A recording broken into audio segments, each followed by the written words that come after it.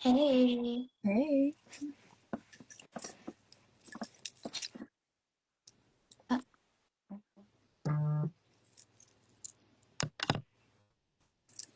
do you mind spelling Arabola's name again? Adeblola. Uh-huh.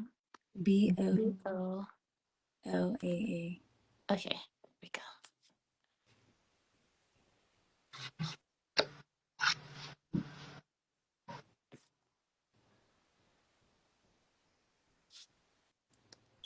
Yay, look at us. I think she is she still loading for y'all? Oh, Yep. she's just loading. Okay. Okay, there she is. All right, Hi. guys. We did It was it. loading. Hi, everyone. Hey. Hi, good afternoon. Good afternoon. How's everyone feeling? Good? Good, good. Yeah. That's good. We just want to welcome everyone to our live. I'm Diamond. That's my host, Kyra, here with the beautiful red flames. And she's going to do a quick introduction to our topic today. Welcome guys. This is the first episode of Diaspora Connect, where we'll be having cross-cultural conversations between the Black and African diaspora.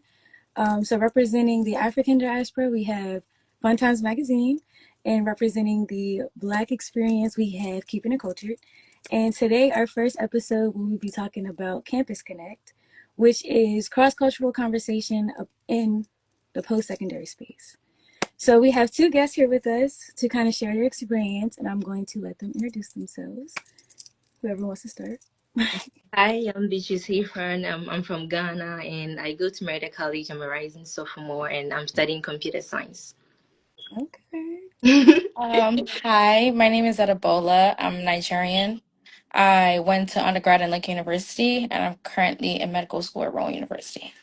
Oh, Y'all smart. That's it. yes, I know. I love that. So, So, you guys just want to, oh, go ahead. no, I was just going to say, if you guys want to talk a little bit about your experience. We just want to get a feel for how um, just how you felt at your schools, and just talk a little bit about that. Okay, I'll go first. Okay, so first coming to the US, it was scary because coming to the United States, going to a college that I don't know anyone. If I were to go to a domestic university, I know that I have some friends that I'm going with, but then here I had no friends, so I was like, okay, here I come to the new adventure. I mean, the first 2 weeks, it was kind of like alone. It was lonely, not knowing like who to hang out with. They all have their own circles, so it was kind of lonely. But then eventually, I found my people on my community, on campus, like the Global Connection, the Black Student Union, and all that, and it really helped me to settle in and adjust in the US. Yeah.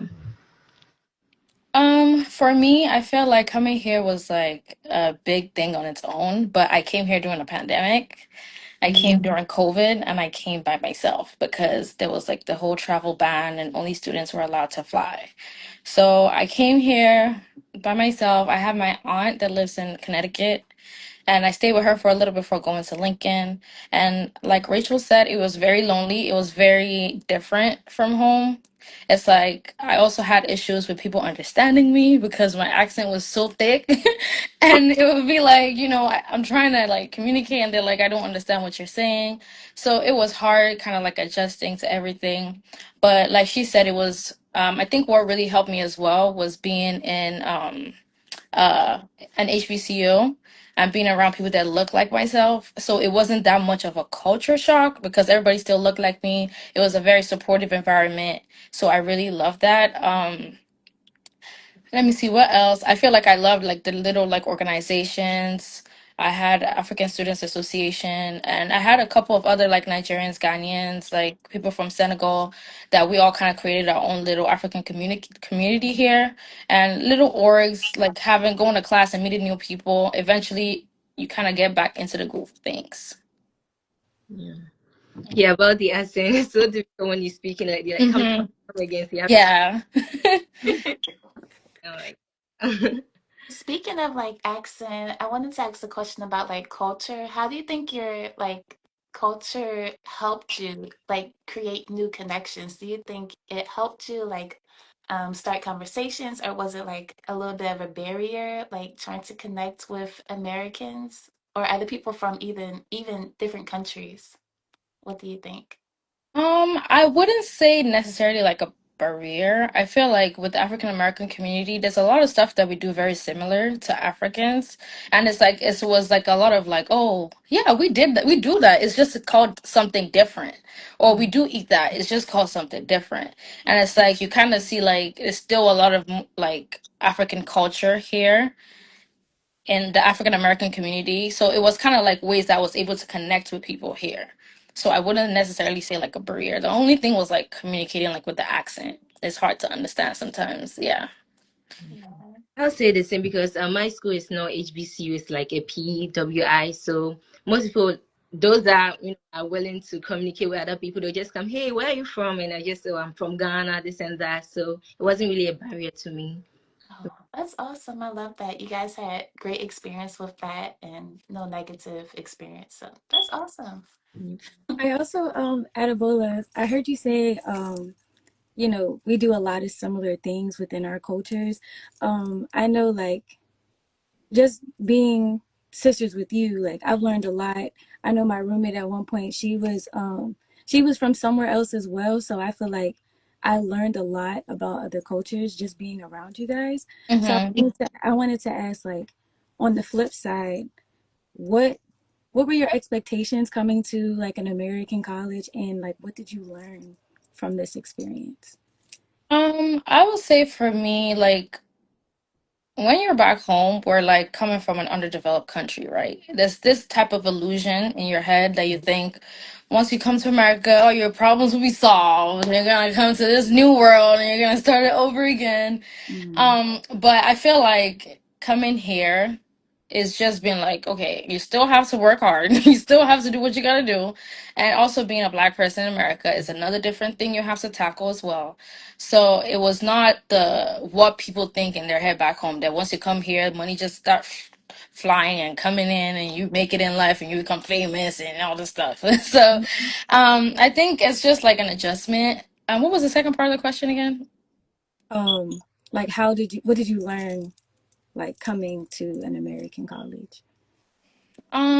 I would say, like I said, I think the main thing I learned was like through my internships and actually being put into like the workforce and like being outside of the little bubble of HBCU, like experiencing and talking to and like experiencing like microaggressions and knowing how to handle situations like that. Mm, So it's like I feel like I've learned to be more confident and like be outspoken and expressing myself and defending myself, knowing your self-worth and being able to stand up for yourself in those spaces is really important, especially me going into medicine. So it's something that I've had to learn along the way. How about you, Beatrice? I would say I've learned how to communicate really with people from other cultures because back home you just have this small group of people that you're always talking to, so you have similar culture and everything. But here I've learned to learn cultures from different people, Americans from other countries. So it has really helped me a lot have that communication. And as she said, outspoken and confident. Oh, that's Yes. great. I know you said you had what helped you a lot was joining like the workforce and joining clubs and everything. Did you feel like support from those clubs? Like, first of all, did you join any cultural clubs when you Mm-hmm. got here? Mm-hmm. And how do you think they supported you? I feel like the first one I joined was the African Students Association. I think the main thing was that it gave me like a sense of home. Like I was around other Nigerians, like, and one thing about me, like I do have like an Americanized accent, but like when I start talking to Nigerians, like my real my real accent comes out, and it's like we start to like talk about stuff from back home. It's like a piece of home. Like I think that just gives you the sense of support because it gets lonely sometimes. Not being away from family.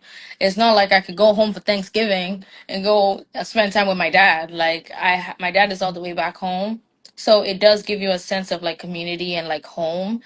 Also, when it comes to like on the flip side, career wise, I joined like MAPS, Minority Association of Pre Health Students. It was kind of like an organization specifically for minorities going into medicine and the healthcare space, and just providing like networking, like different meeting like doctors, physician assistants, looking at different career paths, meeting schools. So I feel like it's helped me both like personally and like career wise, definitely. Yeah. How about you, Beatrice? Did you join any clubs? Yeah, so Global Connection was the first club that I joined, and actually, I'm the only Ghanaian in the school. All the Ghanaians, Wow. oh yeah, I'm the only Ghanaian. But then there are other internationals like from Brazil, Russia, and everything. And what made me feel belonged is there is a festival called the Multicultural Festival where Mm. dishes from our country and just display it. And it was so fun, like getting to cook my home country's food and just people loving it. It was jollof, by the way, Nigeria. So, lady, and during Thanksgiving, the president of the club just invited us to his home, and we just had turkey, and it was so fun. It was it was a nice moment, yeah, and it really helped. Wow. I I love that you guys are so proud of your culture and so willing to share it, because I know a lot of us, we just don't know. And, we are connected, but we're so far removed, which is why we're doing the Diaspora Connect, which is to bridge the gap between our cultures, because we were once unified. Mhm. So I want to know, well, it's kind of like a two-part question, but did you feel supported from Black Americans when you came here? Like, did you feel accepted, or did you feel like out of place because we felt like we're so far removed, we just don't care? Like, did you feel welcomed by Black Americans? Be honest, be honest. I think there are two sides of the coin. I feel like there are people who are very like open. Oh my God, you're Nigerian. Oh, that's nice. Like willing and wanting to learn about the culture. And then there's the flip side. I've had a lot of like very weird questions. I've had people ask me if a dollar does save a child a day. Someone's asked me that. Someone's asked me crazy things. And, in the beginning, I kind of charged it to, it's like, it's not a lot of, it's media. What the media portrays African countries to be is this starved country where $1 could save a child. We don't have water. People ask me different stuff, and it's like I'm having to tell. Like people are shocked when I tell them we have high rises back home. Like, yes, we have high rises. Yes, we have houses. We have cars. So it's like it's been like a flip. There are people very genuinely like intrigued, and there's also people that don't know but want to know, and there are people who just don't care and will talk down on Africans. I've experienced that before, so it's all sides. Mm. What about you, Beatrice? I would say the same thing. There are some people it's just because of ignorance, like they just don't know, so they just want to know, and there are others they just don't care. I mean, you're from Africa, and as she said, the media sometimes portray African countries to be small, like we don't have anything, so they just look down on African countries, but that's not the case. And I mean, there are some people that are willing to know. Like, I have some friends that, oh, like, what do you do on Christmas break? Like, what's your favorite holiday? And all Hmm. want to know, and it's just good knowing people wants to know. Exactly. Yeah, I feel like I also feel like to a certain degree, it's our job as people that are representing like those countries to kind of educate, Hmm. because like I said, once again, it's the media. What the media portrays is something different, so it's just out of ignorance. So just trying and taking the time to kind of like explain, like, okay, this is what it is, and this is what it's not. Hmm.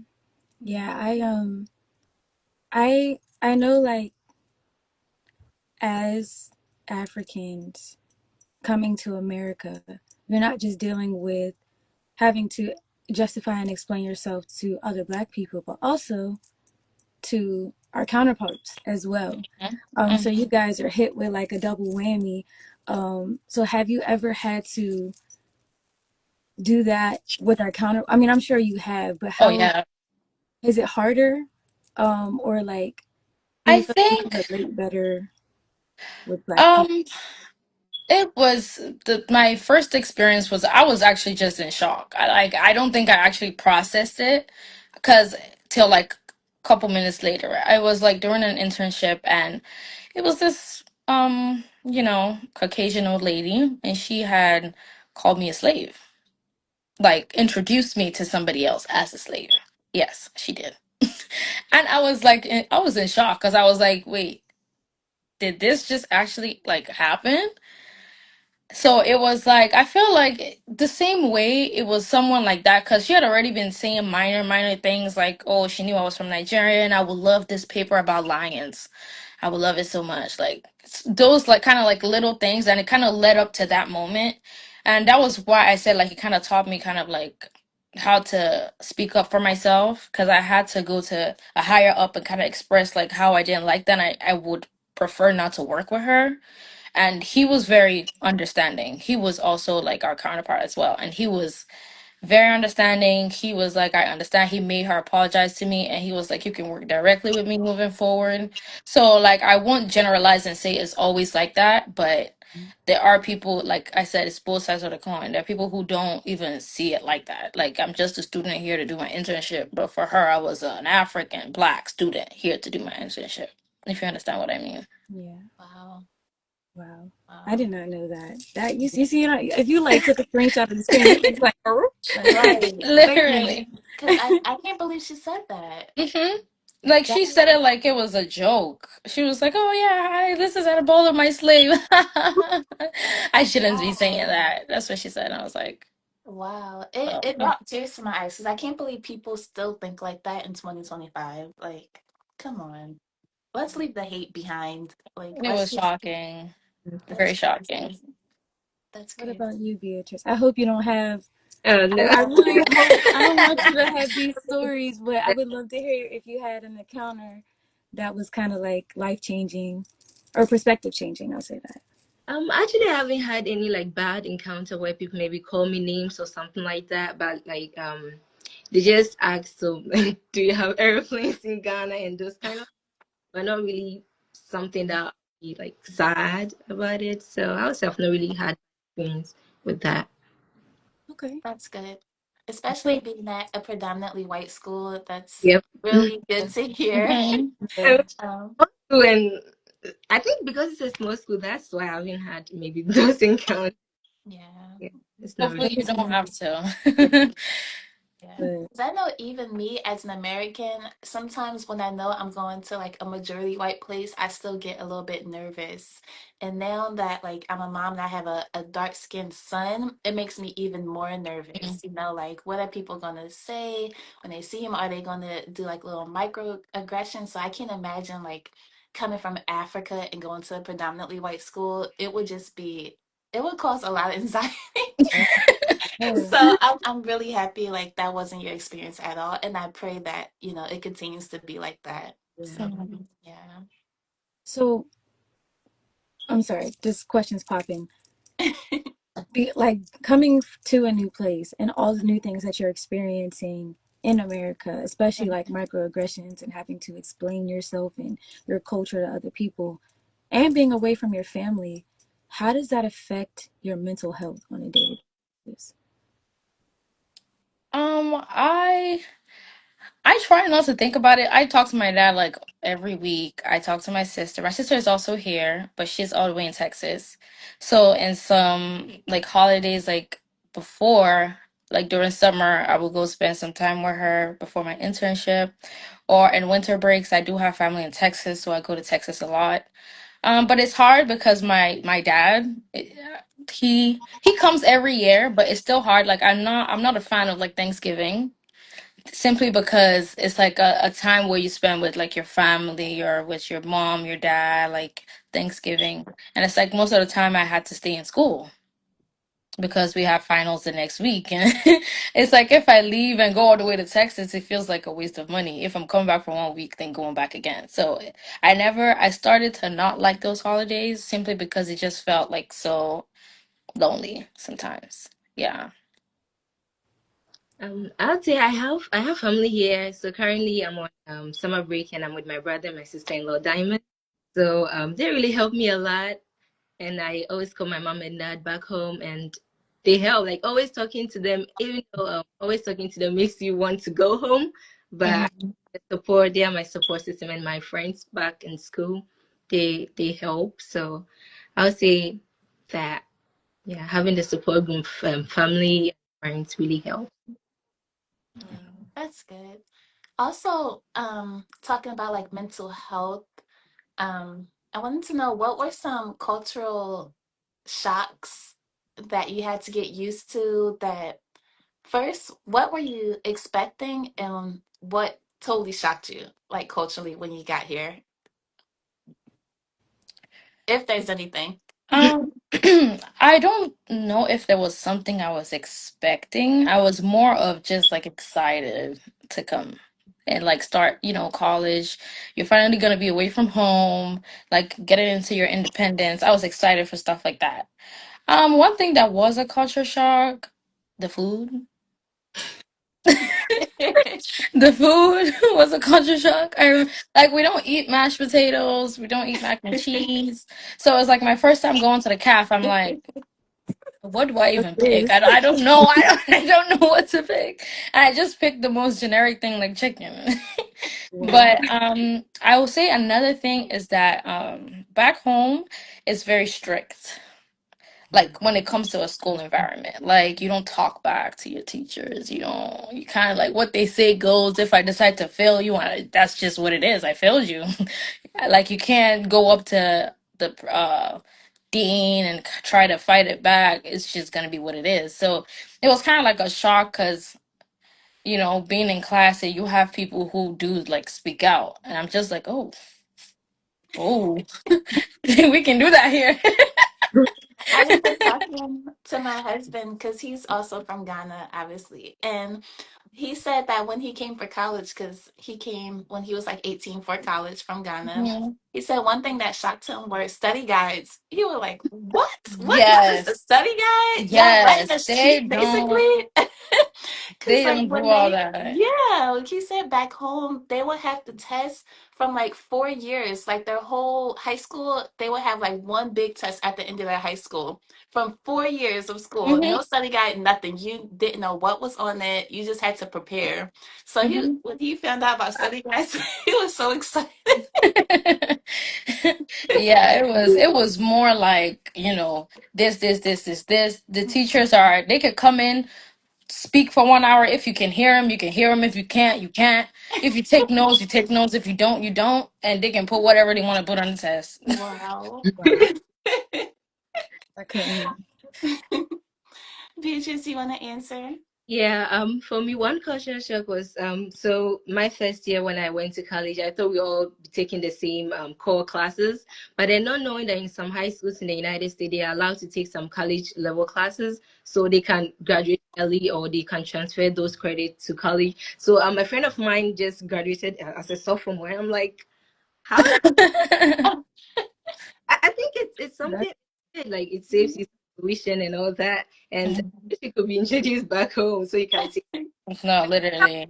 I have a lot of studying in high school, so I don't recommend that because you have to, as you said, you have to write a big exam that's called 3 years. You don't know what is coming. You just have to learn everything from 3 years, and the study guide really helps in college. Not all professors give that, but then um, it really helps in studying. And also the office hours, it really helps when you don't understand something in class and you can just go to office hours and tutoring stuff. It really helped me in my economics class for the teacher. You just go to other students to help you, and professors are very open and they are willing to help you. And as you said, you can stand up for yourself.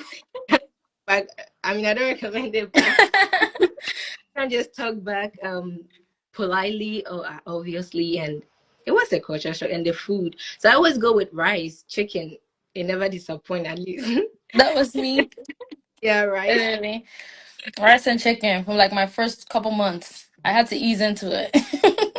all right. I'll try a little potatoes here, maybe like a noodle for that. Now I can eat mac and cheese. Yeah. Okay. Hey.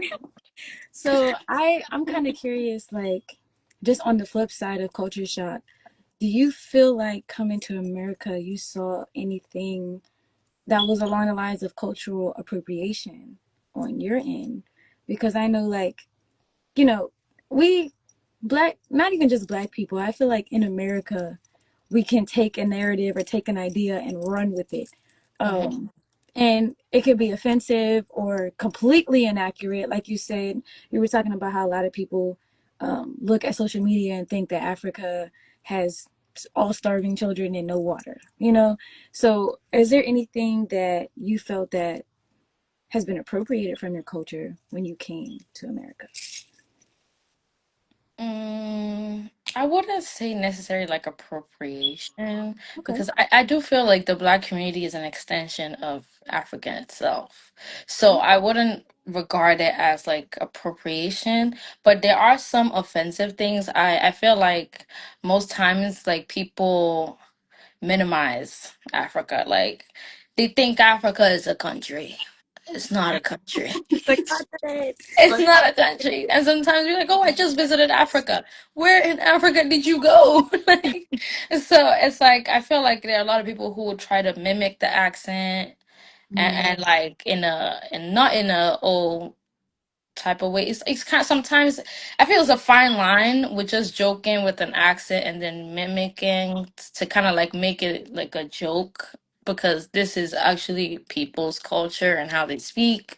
mhm. There are people who like want to make jokes and they're like doing African dances like not the right way and making it like it's just like making people's culture funny Yeah. when it's really not funny. It's someone's actual culture, you know? Mhm. And it's just sometimes upsetting because like you don't see people doing the same thing to like other like more like bigger countries like the UK. People don't do stuff like that. So it's not a UK accent is more quote unquote attractive Mm. than an African accent. So it's stuff like that you do an African accent, you're laughing, everybody's making it this big joke, but it's not really funny. Mm. How Wow. about you, Beatrice? You want to chime in? Yeah, about the accent, there are people that make jokes of your accent, but the other people that are like, oh, I love your accent. Where are you from? I mean, there are those people, but um, the accent is something that I would say it's inappropriate kind of. But we also have some common things like the holidays and Christmas. We don't have Thanksgiving in Ghana, so like learning about that in America was something that was like, oh wow, this is a nice thing in America. Um, Easter, the egg hunting and everything. We don't have that in Ghana. I got to experience that with some white family in Marietta, and it was now it's like, oh, that's a nice culture here in America. But yeah, and aside from the accent, that's one thing I would say it's kind of appropriate in terms of the holidays and what we have in common. Yeah. Wow. Wow. Yeah. Um, I know, Beatrice, you said you had like cultural day at school where you got to cook Yeah. some jollof rice. Yep. Um, I'm sorry if I mispronounced your name. Can you say it one more time? Arabola. Arabola. Did you have an experience like that where you got to share your culture and how was the reaction? And same thing, Beatrice, you can share how was the reaction too. I feel like we have a lot of like the African student. We have the international office, and they do help a lot. Like we did like similar to that, like having like food. There was Nigerian food, Ghanaian food, um, but we also mixed with like CSA. So there was Jamaican food, Bahamian food, and so on. But one thing that we really did, like for the African Students Association, we had like a Nigerian wedding. So it was kind of like having like a whole ceremony of how it goes on like in a Yoruba household or like in a Nigerian household, how the marriage process goes, like the event in itself. It was really fun. I was the bride. Oh, It was really fun. It was like nice to have people come in there just like enjoying the like you see people laughing, just having fun. It was kind of like a moment that I felt like true connection with the African American community because like it was an HBCU, but there were the Africans and there were the people that were African American. They came in. It was like we have a lot of like dancing. You get like money. You're spraying money to the bride and groom. So everybody was just kind of like excited. There was food. It was just like a nice event and it was very receptive. People loved it and I really enjoyed it. I would say that was like one of my favorite things we've done on campus. What about you, Beatrice? I would say that event, it was very exciting. It was fun getting to cook, and although most people say it was spicy because I loved it. Like it was jollof chicken and fried plantain called kelewele. So they really loved it. It was fun. People loved it, and Mhm. like getting to put on cheese food. It was fun. Yeah, I will say like they one thing they love the food. Like cuz I used to cook in my dorm like once I was getting into like sophomore year cuz I was tired. I was tired of the calf. Nah, But I girl. started to cook started to cook in my dorm and like I would like make some for my friends and they would be like, "Oh my god, when are you going to cook it again?" I loved it. Like they're really receptive to the food. I will say that for sure. They really loved the food. Mhm. You cannot go against African You food. can. No, never, never. Oh my Like gosh. that's a good way for, you know, to appreciate each other's culture is through Yeah. music and food because that's just what we respond to the most. Like Yes. I know at Ebola we went to the same school, so there was like a segment when we would have parties. There was like a segment where you would hear the Caribbean music, and then you would go into the, we had Hmm. segments so we could get Yeah. a little bit of everything. But I would say personally, like I think that in America we take a lot of things for granted, and we just sometimes forget our community, our sense of community. And I think being in cultural melting pots Mhm. is so important for growth and perspective because we get to make connections and really just learn outside of our bubbles. Like you were Right. saying, like being able to study abroad and get to understand each other a little bit better. Because I think the biggest part um, of our clash is just not understanding each other anymore. We figure we let this huge thing come between us, Mhm. you know, and it's just like, okay, well, we're just not connected anymore, and we just continue that. But that was the point, Hmm. was to separate us and make things harder for us to bond. Mhm. Um, so I really appreciate both of you for being so willing to share your culture and just educate people. Because I know, Addie, you were saying earlier, like, it's our job or your job to educate and be an example so that we learn.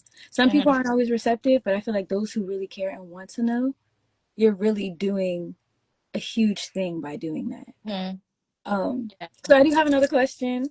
Both of y'all are in STEM. Mhm. Kudos to y'all. 'Cause y'all, so I want to know, like, coming from a different background, how do you navigate, especially in a male-dominated, you know, realm, and a non-black dominated realm? Mhm. So how do you guys navigate that, and how do you all stay true to yourself in those spaces? Let Rachel go first. Hey, um, it's kind of being a female and being in a STEM,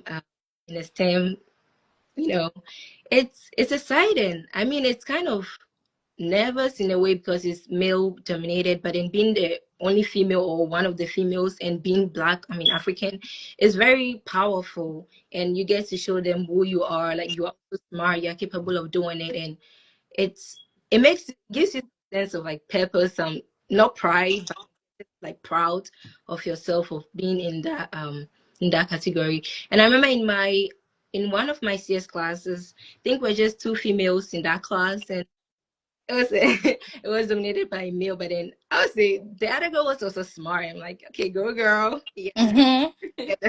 yeah. So it's kind of it gives you some sense of confidence. Yeah. Okay. I would charge mine to my nationality. I don't know if you hear, you know that Nigerians are very proud people. We're very proud people. We say like Nigerian they carry last. Like I just feel like the way I grew up, like even my family and my community is like, failure is not an option. Like you were not born to fail. So I never like in days because like I am going into medicine, I know is mostly dominated by our white counterparts and men in itself. So it's like I tell myself every day, like I haven't failed like in my life, and I won't start today. So it's just feeling it like it's powerful. It is powerful. I feel like I know the reason why I went into what I'm doing, and that's just gonna be my motivation. And I'm not really gonna tune in all the all the noise. You gotta tune it out and just keep pushing and keep surrounding yourself with people who are supporting you. That's very important to me. Like as you grow in life, it's just like making your own little circle of people that are encouraging you and supporting you as you go on a journey, because it's not easy. Mm, Yes, it's so wow. true. I think both of y'all are incredibly strong. Like Yes. Thank you. honestly, coming across the world and then fighting through all odds and still staying true to who you are. I mean, black people, we have our issues. God knows we have our issues, but it opens our mind to other issues that other people and other cultures face. And I feel like it should make us more sensitive and Hmm. just understanding of that. At the end of the day, we're all trying to make it. We're all trying to succeed. And the best thing that we can do is support each other. The best thing that we can do is uplift each other. Because Hmm. at the end of the day, this is all we have. You know what I'm saying? Each other. Hmm. So again, I think you guys are so brave and so strong for all that you have endured, and then going into the STEM field. Child, I commend you. Like I seriously commend you. Thank you. So, do you guys have any advice for anybody who's maybe just going to school in as an international student going to America, or who's already here and might be struggling? Do you guys have any advice that you could give them? Um, Um, go ahead. Go ahead. I'll say, be open-minded, but then stay true to yourself. Have fun. Pray. Work hard. God will do the rest. Just trust in the Lord, and you'll be fine. Yes. Hmm. I would say the same. I would say just, don't forget where you came from. That will be your strength through it all. Um, Stay strong. Talk to your family because they'll be your strength as well. Create your sense of community. Surround yourself with people who encourage you. Be open minded for sure. Be open to learning new things, making new connections, networking. Um, what else? And just find your source of happiness. Like find something that reminds you of home. It might be like a favorite meal. Just do that and just, make yourself feel happy. Wow. I really appreciate you guys joining. Like Kyra was saying, it's so inspiring when someone is brave enough to travel across the world into something completely new for the first time. It's not like you guys had opportunity to come to the US before. This was all brand new to you guys, and it's college. Like, it's huge. It's like the biggest decision you're probably going to make, one of them. So Hmm. I just commend you guys so much for just doing it so beautifully. I said that wrong, but you know what I mean. Just so gracefully and with so much confidence and just Thank you. inspiring us, people from your home countries and people here in America who are just looking up to you. We need Black women in STEM, and I'm just so excited for the future. And like you guys both said, keep your head up high. Don't let anyone with a stupid comment about slavery stop you or slow you down or hurt you, because at the end of the day, you're going to end up on top. And I'm just so happy for you, both of you. Thank you so So, much. Yeah. oh my gosh, thank you guys so much. So how can we're all about support and unity. So how Mhm. can we connect with you and stay tuned with what you guys are doing? You guys want to shout out your Instagrams? You guys want to put all that Yes, out there? for sure. My Instagram is my name, Adebola, ADEBOLAAA dot XX. So that's my Instagram. You can follow me. Don't hesitate to reach out if you have any questions. I'm here to help. Always here to support. My Instagram is Trix_Hay, Trix_HAY, and feel free to follow me and ask any questions. So Thank we you thank you so much. guys so Yeah. much. We have those are all the questions that we have. We want to thank you guys so much for taking time to come and talk to us and share your perspective. Since we're plugging, make sure you follow Fun Times Magazine because we talk about stuff like this all the time. And also make sure you follow Keeping It Culture where you get a little bit more of the Black experience. But we're all here to unify and just come together. So show love to everybody on this episode. And we're excited to get to episode 2 and keep this going. Yes. Yes. Thank you, Thank you, guys. everyone. Thank you so Have a much. great Saturday. Thank you. This Thank was you. lovely. It was. Bye. Bye.